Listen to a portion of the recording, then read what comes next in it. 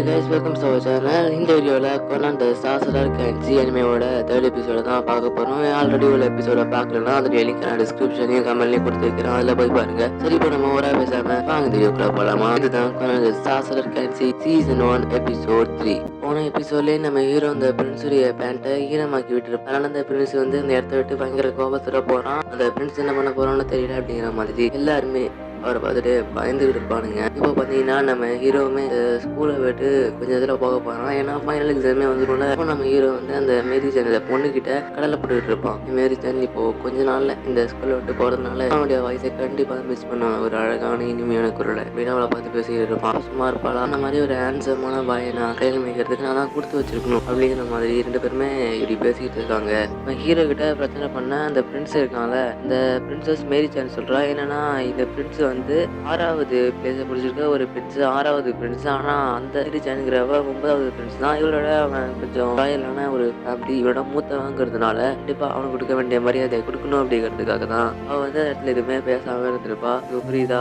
இது எக்ஸாமுக்கு வந்து அந்த பிரின்ஸ் இருக்கான்ல, அவன் வந்து இந்த எக்ஸாமுக்கு போறானா அப்படின்னா இல்லாம அப்படியே ஃபீல் பண்ணிட்டு பயங்கர கோத்தோட அசிங்கமாகவுமே அதை பார்த்துக்கிட்டு இருப்பான். நம்ம ஹீரோ மாட்டினா அவனை கொண்டுறான்டா அப்படிங்கிற மாதிரி ஒரு மூடில் தான் இருப்பான். ஆனால் இவனுமே அந்த கூட இருக்கிறவங்களுமே பேசிகிட்டு இருப்பானுங்க. என்னன்னா நீ ஒரு பிரின்ஸாக இருந்தால் கூட எக்ஸாமில் லேட்டாக போனால் உள்ள உனக்கு அனுமதி கிடையாது, நீ கண்டிப்பாக டைமுக்குள்ளே போய் தான் ஆகணும் அப்படிங்கிற மாதிரி சொல்கிறாங்க. அதனால அந்த பிரின்ஸுமே அந்த எக்ஸாமுக்கு கிளம்பி போகிறானா. இப்போ அந்த பிரின்ஸுமே அந்த ஹாலுக்குள்ளே வரான். அப்படி வரும்போது ஏதோ ஒரு பயங்கரமான பில்டப் அங்கே கிரியேட் ஆகும். அங்கே இருக்கிறவங்களாருமே அவனை பார்த்து ரொம்பவுமே ஒரு மான்ஸ்டர் வர மாதிரி கவர் பண்ணுவானுங்களா. நான் ஒரு பிரின்ஸ் அப்படிங்கிறதுனால இப்போ வந்து நம்ம ஹீரோ வந்து அவனை பார்த்து ரொம்பவுமே கேஷுவலாக பேசுவான். அவன் கையை பிடிச்சி நீ ரொம்பவுமே உன் தங்கச்சி நான் தான் கல்யாணம் பண்ணிக்க போகிறேன் மச்சான் அப்படிங்கிற மாதிரிலாம் பேசிகிட்டு இருப்பான். அப்படி பேசுறதுனால ஃப்ரெண்ட்ஸ் இருக்காங்க, அவனால எதுவுமே பேச முடியாது. ஒரு நிமிஷம் அப்படியே ஸ்டக்காகி நிற்பான். ஏன்னா அவன்கிட்ட இது வரல யாருமே பேசிட்டு இருக்க மாட்டாங்க. அவன்கிட்ட எல்லாமே ஒரு பிரின்ஸ் அப்படிங்கிற அந்த தகுதியை பார்த்து தான் பேசுவாங்கல்ல. அதனால அந்த பிரின்ஸஸ் வந்து எதுவுமே பேச முடியாம அப்படியே ஒரு நிமிஷம் ஸ்டன்னாகி போய் நிற்கிறான். இப்போ இந்த எக்ஸாமுமே இந்த ஃபைனல் எக்ஸாம் முடிஞ்சிடுது. ஆனால் நம்ம ஹீரோ வந்து இது எல்லாத்தையுமே ஃபாஸ்ட்டாக கம்ப்ளீட் பண்ணலாம் அப்படிங்கிறதுனால அவன் வந்து இப்போ வீட்டுக்கு போகிறான். அவனையுமே அதுமே வழி அனுப்பி வைக்கிறாங்க. இப்போ வந்து உங்களை எல்லாமே நான் மிஸ் பண்ணுறேன் அப்படிங்கிற மாதிரி அவனுக்குமே அந்த ஸ்கூலில் நிறையா ஃப்ரெண்ட்ஸ் இருப்பாங்க. நம்ம ஹீரோவுக்குமே அப்படியே எல்லாருமே நிறைய பாய்ஸ் சொல்லிட்டு அவனும் அப்படியே போகிறான். அந்த கிளாஸ் டீச்சர் இருப்பாங்களே, இதுக்கு ஒரு பேர்லாம் என்னன்னு எடுத்துக்கோங்க, பேர் தான் அப்படியுமே பேசுங்க அப்படிங்கிற மாதிரி நம்ம ஹீரோ சொல்கிறான். 2 பேருமே பயமுடுறா அப்படிங்கிற மாதிரி சொல்கிறாங்க.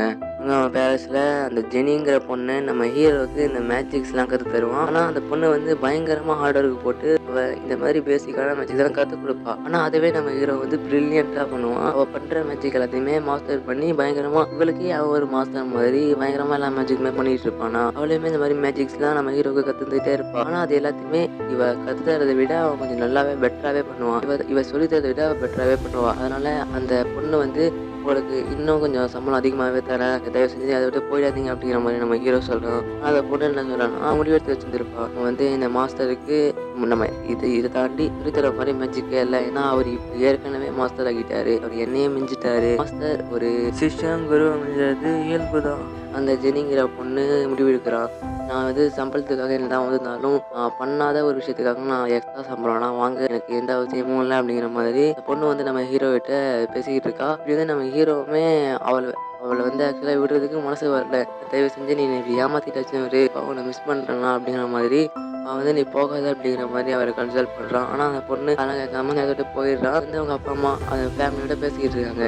இது மட்டும் இல்லாமல் இந்த புக் ரீட் பண்ணுற பொண்ணு அவளுமே இது மாதிரி அவளுமே வேலையை விட்டு போயிடுவான். இதேக்காக பொண்ணு எனக்கு வந்து இன்னைக்கு உங்களால் முடிஞ்சா ஏதாவது ஒரு நல்ல பேரை செட் பண்ணித்தாங்க அப்படிங்கிற மாதிரி கேட்டுக்கிட்டு இருப்பா.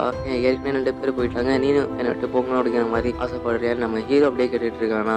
நம்ம ஹீரோவுக்கு இந்த மாதிரி மேஜிக்ஸ்லாம் அவள் அதிகமாக கற்றுருப்பால, அவளுமே இந்த வேலையை விட்டு போயிடுவான். இப்போ வந்து நம்ம ஹீரோவுக்கு வந்து நல்ல ஒரு மேஜிக் மியூசிஷியனை பார்த்து நிறைய விதமான மேஜிக்ஸ் கற்றுக்கணும் அப்படிங்கிற மாதிரி ஒரு ஆசை வருது. அதனால ஒரு ராயல் அது மாதிரி ஒருத்தவங்க இருக்கான்.